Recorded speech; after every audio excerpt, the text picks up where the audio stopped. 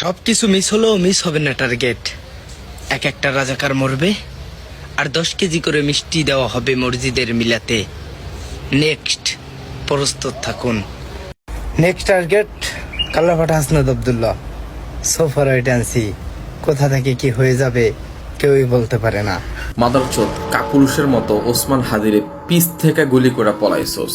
তো মরার আগে একবার দেখে নেবো সবাইকে, যারা আপনাদের উপর আক্রমণ করছে, হত্যা করে সবাই তালিকা করে রাখেন।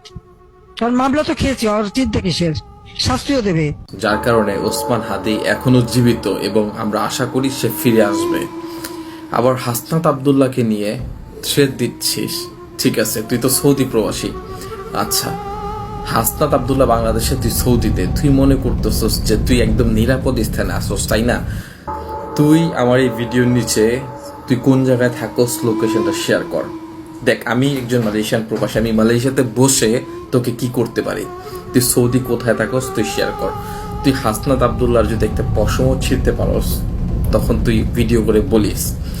আর কান টানলে মাথা আসে, ঠিক আছে? তুই নাইলে সৌদিতে, তোর ফ্যামিলি তো বাংলাদেশে, ঠিক না?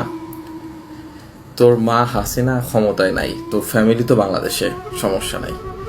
তোকে খুব দ্রুতই সৌদি থেকে বাংলাদেশে আনা হবে। এবং সৌদিতে যত কিডন্যাপ হচ্ছে, এই কিডন্যাপের সাথে সম্ভবত তুই জড়িত, কারণ তোর কথায় বোঝা যাচ্ছে এই প্রত্যেকটা কিডন্যাপের সাথে তুই জড়িত। এক নাম্বার 2, ওসমান হাদির উপর যে গুলি চালানো হয়েছে, এই গুলির আগেও তুই একটা ভিডিও করেছিস। তোর ভিডিওর পরে গুলি চালানো হয়েছে ওসমান হাদির উপরে। এই সব কিছুর মধ্যে তোর হাত আছে, তুই সবকিছু জানোস। তোরা একটা গ্যাং, একটা গ্রুপ মিলে তোরা শেখ হাসিনার হয়ে এই সমস্ত কাজ করতেছিস, কন্টেক্ট কিলার ভাড়া করে, ঠিক আছে? তোকেও বাংলাদেশে আনার খুব দ্রুত ব্যবস্থা হচ্ছে।